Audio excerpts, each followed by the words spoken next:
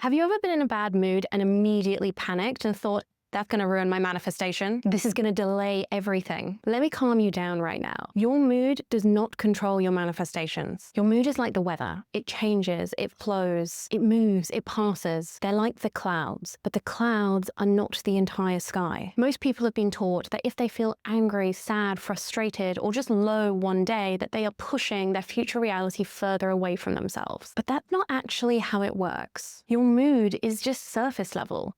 What's really driving the show, what's creating the default reality that you're living in right now, is your nervous system. It's something much deeper. I want you to think of yourself like an onion.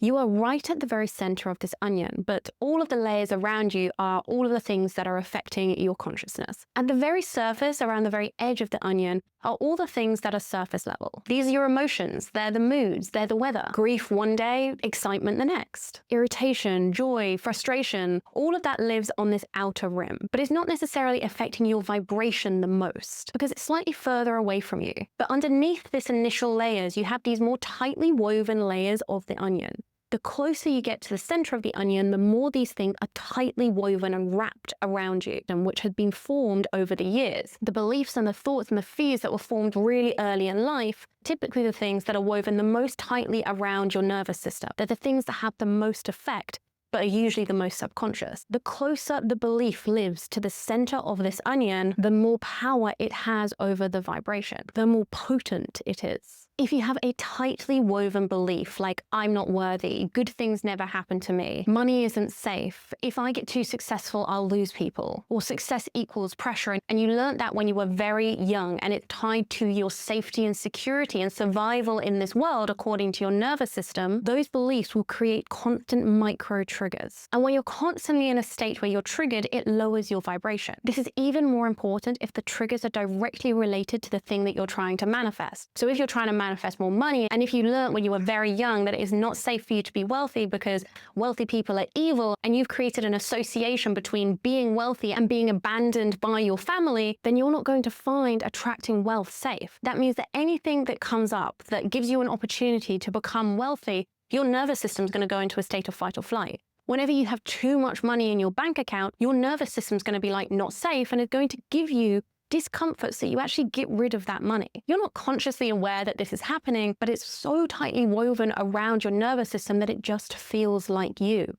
But it's not you. It's a fear. And when you are constantly in that fear state and it keeps on coming back up, that's when you go into fight, flight, freeze, fawn. And those states are the states which lower your vibration because they shift the actions that you're able to take, and that influences the reality that you're attracting in. If your manifestation isn't arriving, it's not the fact that you were sad last Tuesday that's affecting it. It's something to do with something that is close to the center of the onion that you learned years ago. Now, I want you to imagine someone that has a baseline belief of, I am worthy of money. It's so easy for me to be wealthy. Money is easy to create and I trust myself. That is their baseline tightly woven beliefs around their nervous system. They don't get triggered around money. They don't get triggered around visibility or success. So their reality reflects that. They go on to become very successful. They're able to manifest a load of money. Now, those people can then go on to have a really bad day. They can experience a loss in the family and can be experiencing a lot of grief.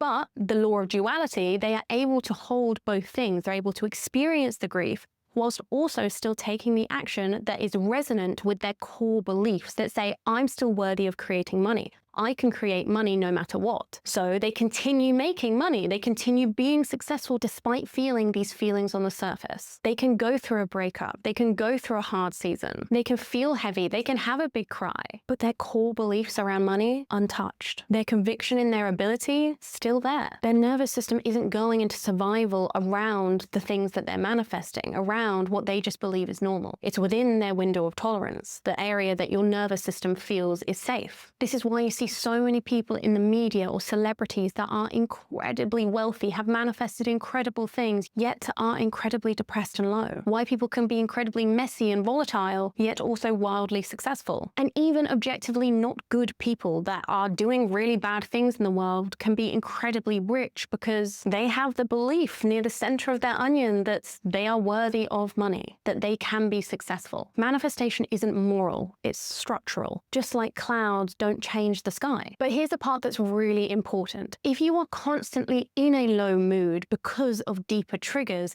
this is where something needs to shift. If you're trying to launch a new business, but every single time you think about launching, your chest tightens, that's a trigger. If you're scrolling through your phone and you see someone else succeeding and it makes you constrict, that's a trigger. If every time you get close to your goal, but you start self-sabotaging or procrastinating or avoiding, that's a trigger.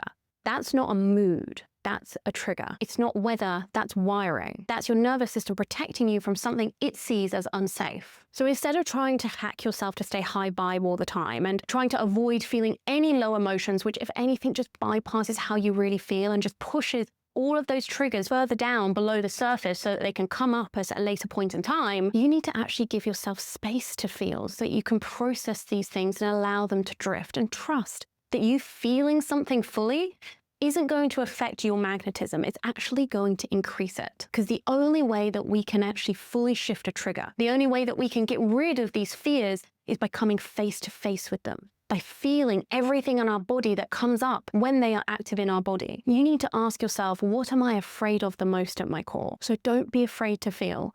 Don't get nervous when you have a bad couple of days. Trust that your baseline beliefs are the things that are creating your reality. And if you're in a reality that you don't feel happy with right now, then it's time to look at those triggers that are underneath the surface. If you want a process that helps you do exactly that, that's exactly what I've created the Inor app for. It's designed to help you to gradually build your window of tolerance so that you can experience more of life without going into that triggered state and bringing down your vibration. But a lot of the practice does require you to come face to face with the feelings that you've been avoiding, because the only way we can fully shift feelings is to fully feel them. I hope that this was helpful, guys. If it was, please make sure that you give this a thumbs up and make sure that you hit that subscribe button, because it really does help the channel to grow. I'm sending you guys so much love, and I will see you in the next video.